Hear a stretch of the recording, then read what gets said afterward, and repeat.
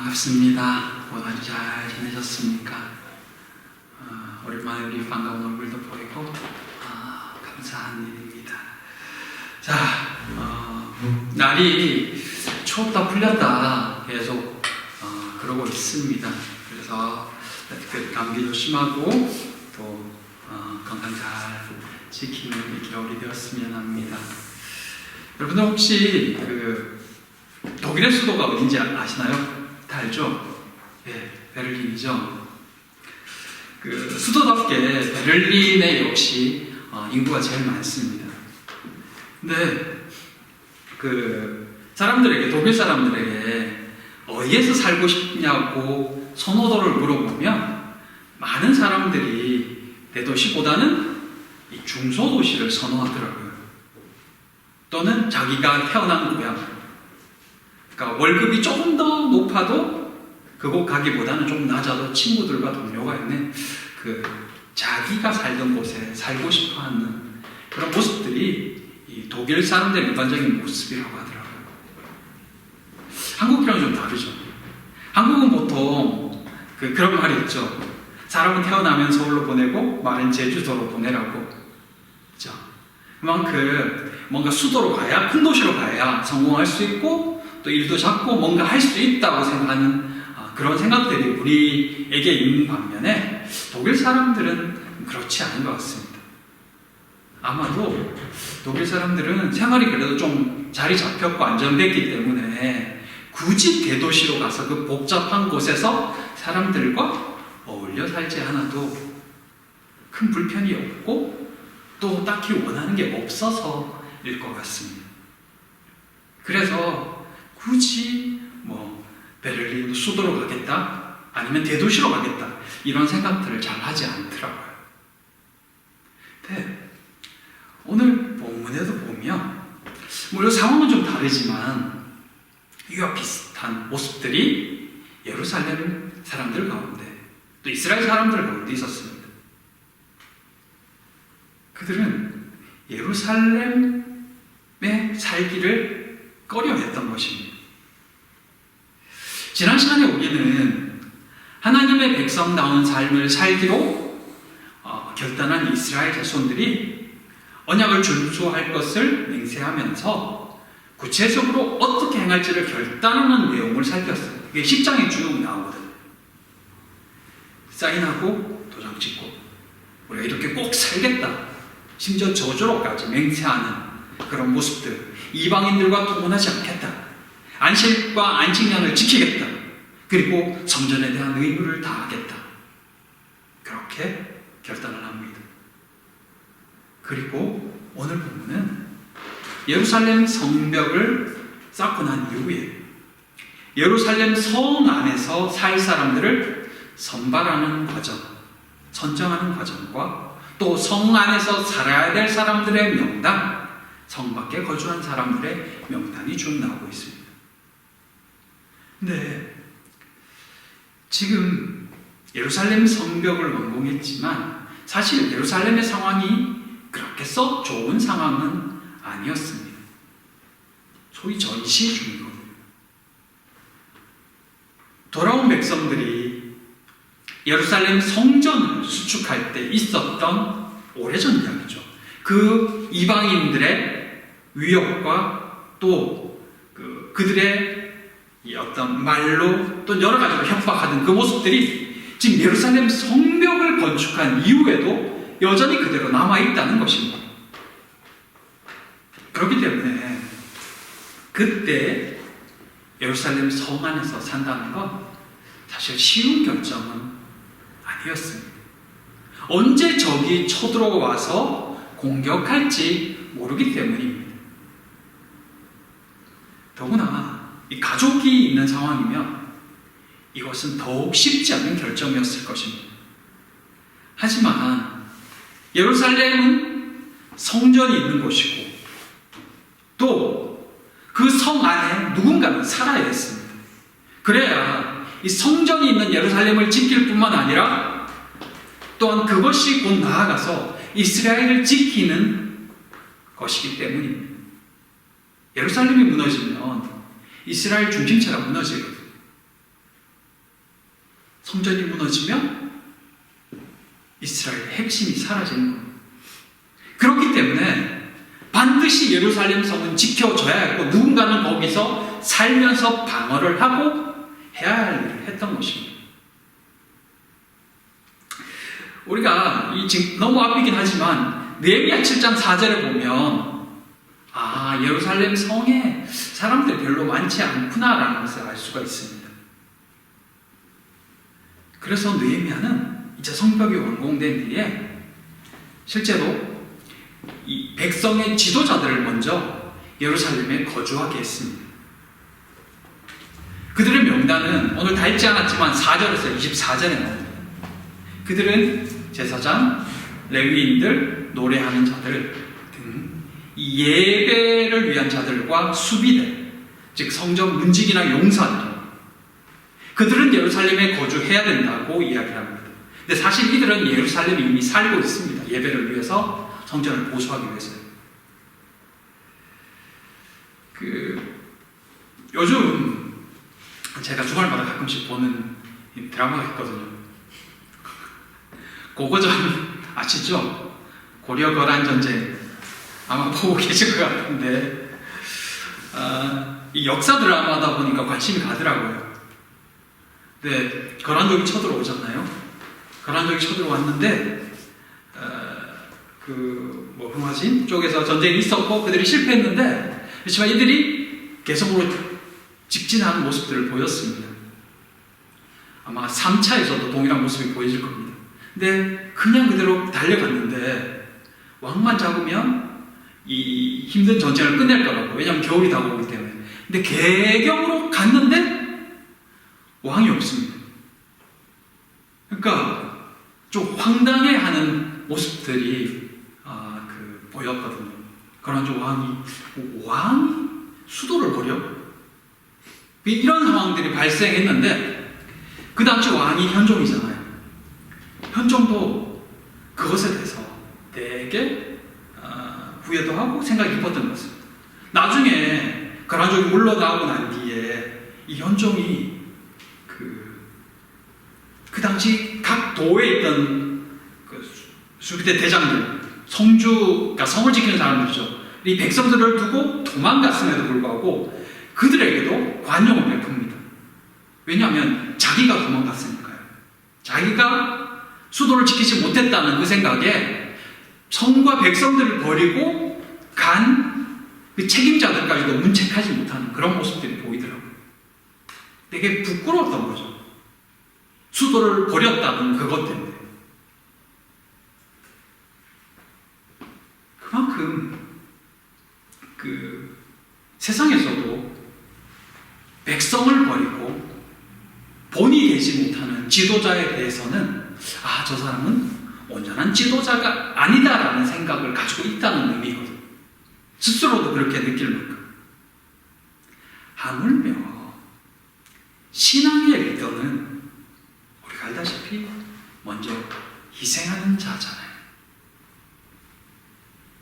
영광을 취하고 희생을 마다하는 리더라면 리더가 되어서는 안 되겠죠. 그러기에 오늘 본문은 지도자들이 예루살렘에 먼저 거주하는 것은 당연한 것이냐, 오늘 본문은 우리에게 이야기해 줍니다. 지도자는 그러해야 된다는 것입니다.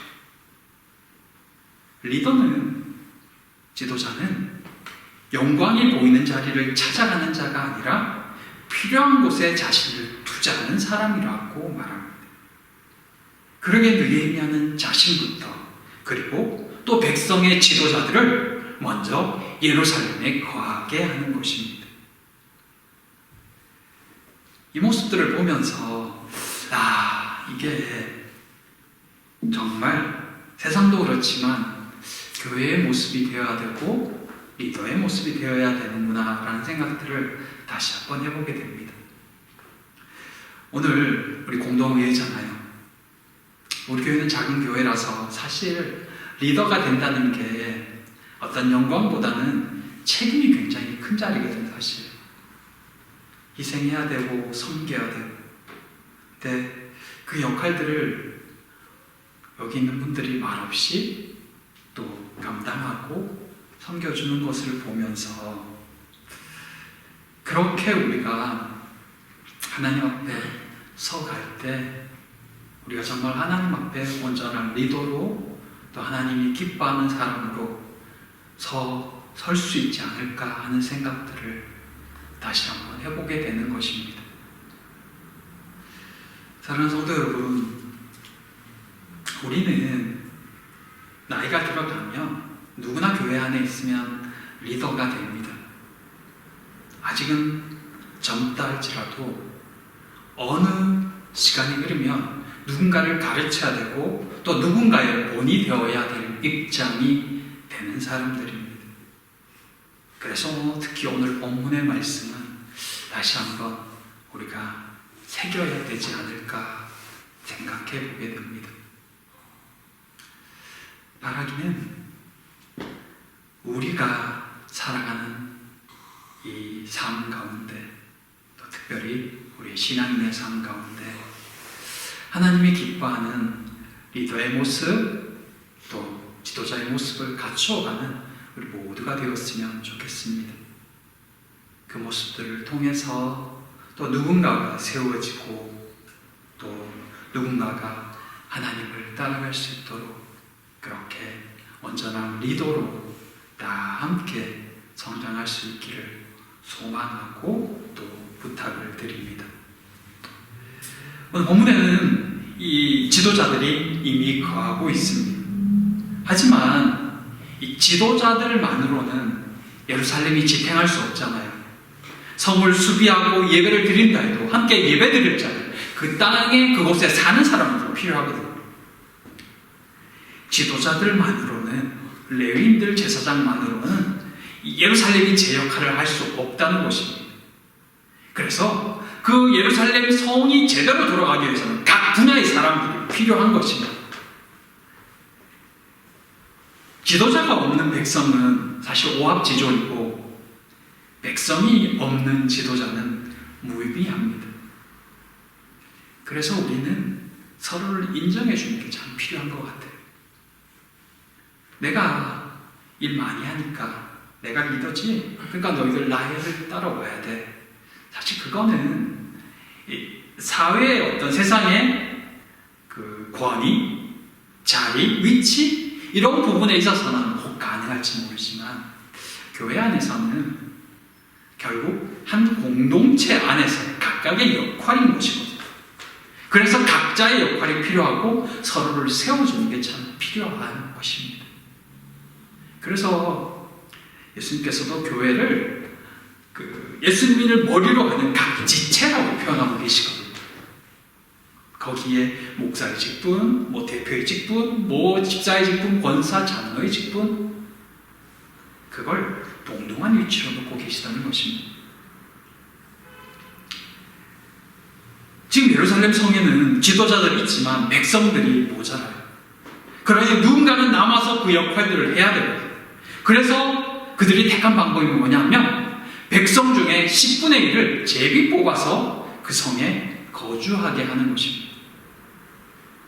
제비 뽑기란 한마디로 하나님께 그 결정권을 드리는 것입니다. 이 예루살렘에서 살겠다는 사람이 많아서 제비를 뽑으면 좋겠는데 그 반대의 어떤 모습으로 보여집니다.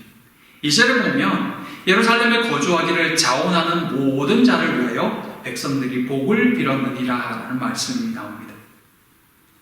자원자가 있다는 것과 또 남은 자들, 뽑힌 자들을 향해 복을 빌어주는 백성의 모습을 볼 때 예루살렘은 살기를 지원하는 사람이 필요할 만큼 평안한 지역이 아니라는 것을 다시 한번 확인하게 만들어줍니다. 그렇다면 왜 이들이 예루살렘 성에 거하기를 피했을까? 앞에서 우리가 잠깐 나눴듯이 특별히 그들의 주업은 목축입니다. 목축을 하기 위해서는 예루살렘 성보다는 그 촌에 거하는 것이 더 편하고 유리하다는 것입니다. 근데 더 결정적인 것은 앞에서 보았던 예루살렘 성은 이방인들의 공격 목표입니다. 이것만 무너뜨리면 예루살렘 백성들을 자신의 마음대로 할 수 있다고 생각하기 때문입니다. 그래서 적이 언제 공격해 올지 모른다는 불안감이 예루살렘에 거주하기를 기피하게 만들었던 것입니다. 이들이 그렇다면 다 잘못됐을까요? 네, 우리가 앞에서 본문의 내용들을 쭉 봤지만 이스라엘 백성들 정말 열심히 성전 건축에 최선을 다했거든요. 말씀에 순종해서 초막절도 지켰고 회개운동에 적극적으로 참여했던 사람들입니다. 그들의 열심은 정말 와 대단하다라는 소리가 나올 만큼 신앙에 있어서 또 말씀에 굉장히 순종적이었다는 것입니다. 하지만 삶의 터전을 옮기는 것은 또 다른 문제였습니다. 그것은 자신의 또 가족의 안전과 생계가 달려있기 때문입니다. 그것을 단순히 믿음이 없어서 예루살렘 성에 살지 못하지 라고 말하기는 어렵습니다. 그건 현실이잖아요. 우리는 현실과 신앙 속에서 살아야 합니다. 그렇기 때문에 무조건적인 희생, 강요로 신앙을 말할 수는 없습니다.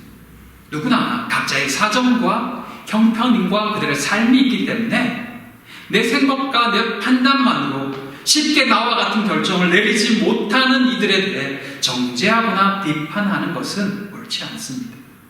우리는 누군가를 정죄할 만큼 충분히 성숙한 이들이 아니기 때문입니다. 하지만 그런 중에도 한 가지는 기억을 해야 됩니다. 어떤 현실과 상황과 처지 속에 있어도 주님의 부르심이 분명하다면 순종해야 한다는 것입니다. 왜냐하면 주님께서 내 사정을 나보다 더 잘 아시기 때문입니다. 이스라엘 백성들은 사실 거룩한 성에서 이 예루살렘 성에서 사는 것에 선뜻 동의할 수 없었습니다. 그건 너무나 힘든 결정이었고 힘든 상황이었습니다. 하지만 제비뽑기로 결정된 순간 오늘 본문에는 그들이 망설였다는 표현이 나오지 않습니다.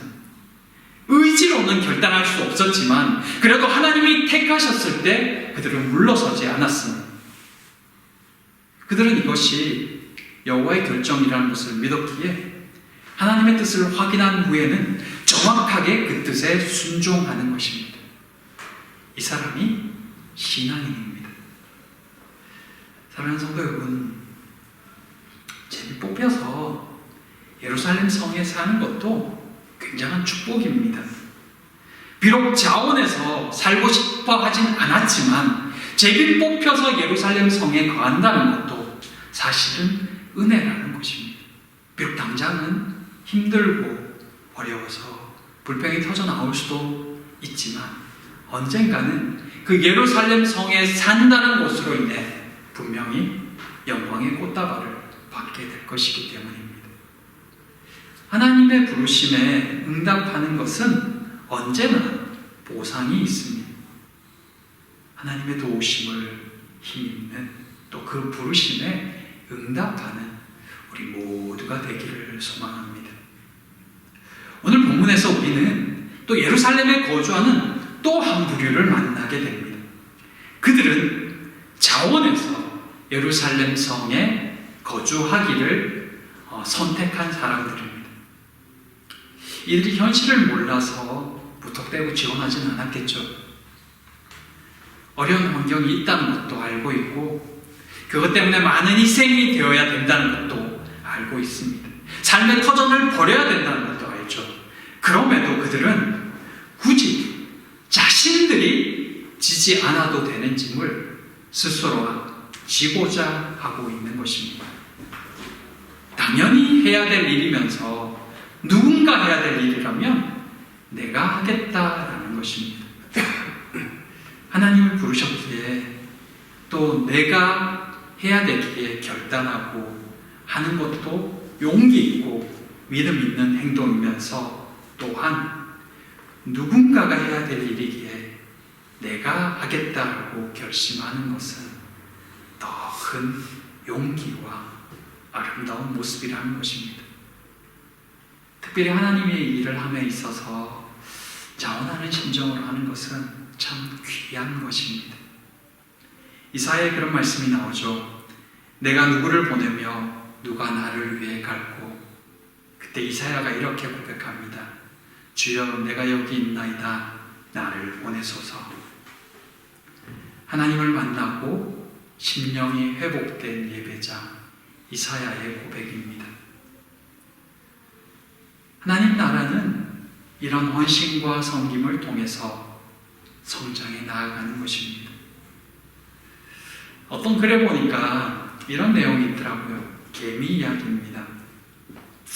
개미는 그 개미집에 불이 나면 그 불 위에 자신을 던진다고 합니다. 그러면 자기 몸이 타면서 그 불 연성에 진액이 나오거든요. 그것으로 불이 꺼지는 것입니다. 그래서 다른 개미와 개미집을 살린다는 이야기가 있더라고요. 사랑하는 성도 여러분, 느헤미야 당시에 사실 예루살렘 성벽을 건축하는 것에 참여하는 것도 대단했지만 예루살렘에 사는 것은 벼랑 끝에 서는 용기와 같았습니다. 안락한 삶, 편안한 삶, 또 안전이 보장된 삶을 포기하는 선택이었습니다. 적이 언제 공격할지 몰라 불안한 시간을 보내야 하는 시간이기도 했습니다. 하지만 자원자들은 그곳에 남기를 망설이지 않았습니다. 그곳이 벼랑 끝이라 할지라도 믿음으로 결단하며 하나님의 뜻을 따르기로 작정했던 것입니다. 불편하겠죠. 희생이 요구되고 또 고통도 따릅니다. 하지만 그곳에 성전이 있기에 만군의 하나님이 임재하는 곳이며 예배가 있는 곳이기에 망설이지 않았던 것입니다. 하나님은 이렇게 벼랑 끝에 서는 용기를 가진 믿음을 가진 사람들을 내버려 두실까요? 우리의 믿음에 의하면 결코 그렇지 않습니다. 왜 이 거룩한 성 예루살렘에 살 사람들을 백성들 중에서 10분의 1만 뽑았을까요? 그건 대표성이거든요. 전체를 대표하고 대신해서 하나님을 섬기고 감당할 이들, 예배를 주도하며 그 성전을 지킬 사람들, 그들이 바로 백성 중에 10분의 1이라는 것입니다. 본문을 보면서 그런 생각이 들었습니다. 우리의 10분의 1, 11조 성도는 누굴까? 우리더라고요. 이 교회를 통해서 하나님을 만나야 될 사람들, 또 앞으로 하나님을 만나기 위해 올 사람들, 그들을 위해 누군가는 교회를 지키고 누군가는 예배를 통해, 기도를 통해 하나님께 부르짖어야 될, 교회의 건강성을 지키고 영적인 거룩과 정결을 지켜야 할 사람들이 필요한데, 그것을 위해 먼저 부름받은 사람들, 그들이 11조 성도이고 바로 우리구나 하는 생각이 들었던 것입니다. 물론 이 땅에 교회는 많죠. 여기저기 교회가 있죠. 그러나 각 교회들 가운데에도 그 교회를 위해 기도하는 일이 있을 때 그 교회가 온전히 하나님이 기뻐하시는 교회로 제자리를 지키고, 세상의 많은 이들이 교회를 손가락질해도 또 어떤 교회와 어떤 성도들을 통해서는 거룩하신 하나님을 만나보게 된다는 것입니다. 그 일에 우리가, 또 여러분이, 우리 교회가 사용되어졌으면 좋겠다는 바람이 이 10분의 1을 뽑는 이 모습 속에서 소망하는 마음을 가지게 만들더라고요. 사랑하는 성도 여러분, 이 한 해 또 우리에게 허락해 주신 게 얼마나 감사한지, 간신히 한 해 한 해를 버티는 것 같지만 그 순간순간마다 지켜주신 하나님의 은혜가 얼마나 큰지, 하나님이 작은 공동체도 연약한 우리라도 버리지 않으신다는 것, 아니 지키시고 돌보시고 우리의 삶에 간섭하신다는 것, 매 해마다 이 순간이 되면 다시 한번 느끼고 또 우리의 눈으로 확인하게 되는 것 같습니다. 사랑하는 우리 모든 성도님들, 각자가 그 하나님의 은혜를 경험하고 또 볼 수 있게 되기를 소망합니다. 그렇게 우리의 남은 생애를 살다가 언젠가 주님 앞에 섰을 때 부끄럽지 않는 한 사람의 성도로, 한 사람의 신앙인으로 그렇게 설 수 있게 되기를 소망합니다.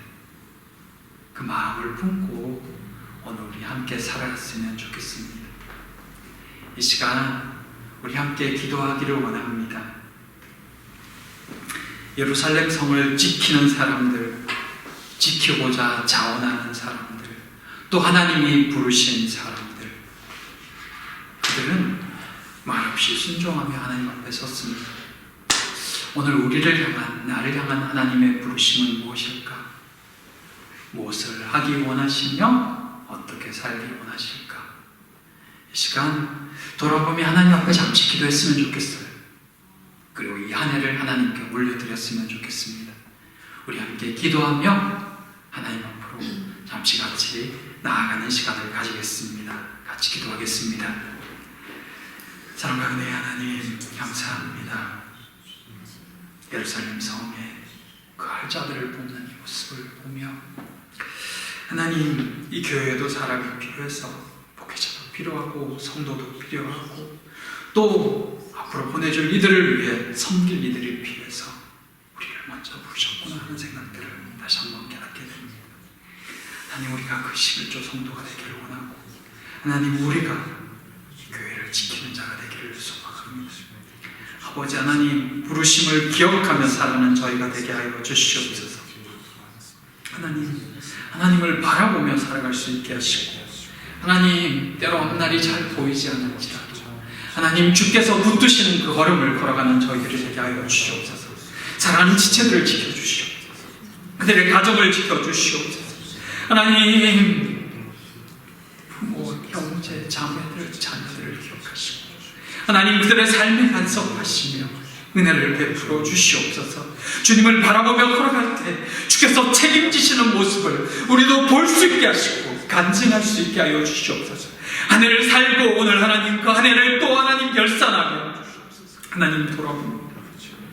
하나님, 어찌 살까 했는데 주께서 그 어찌 살까에 응답해 주셨습니다. 또 어떻게 살아갈까를 하나님 앞에 올려드립니다. 아버지 하나님, 은혜와 긍휼을 베푸시고 감사로 주께 나아가기를 소망하며 하나님, 역사하여 주시옵소서. 사랑하는 지체들을 붙들어 주시옵소서. 하나님, 세움을 부어주시옵소서. 오늘 또다시 부르시는 이 자리에 섰습니다. 하나님, 우리를 부르시는 그 자리에 하나님 응답하는 성도들 되게 하시고 하나님, 그 은혜의 아멘으로 응답할 때 하나님, 그 삶에 간섭하시고 더 큰 은혜와 복을 허락하여 주시옵소서.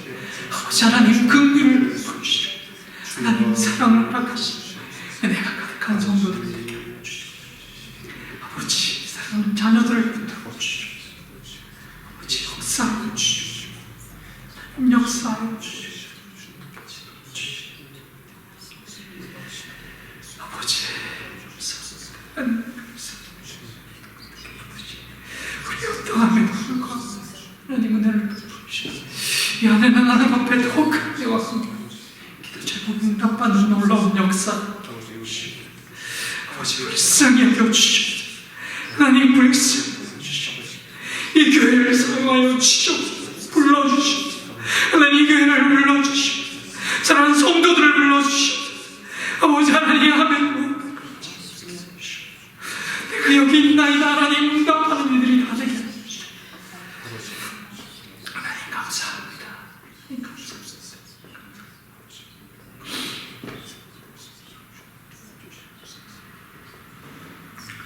사랑의 하나님, 감사합니다. 우리를 부르시고 세우시고 지켜주신 은혜가 감사합니다. 하나님, 우리가 있어야 할 곳, 그 자리를 지키는 우리가 되게 하여 주시옵소서. 이 땅의 영적인 흐름을 좌우하는 교회도 되게 하시며 거룩한 성 그곳에서 주님과 날마다 함께하는 저희가 되기를 소망하며 예수님 이름으로 기도드립니다.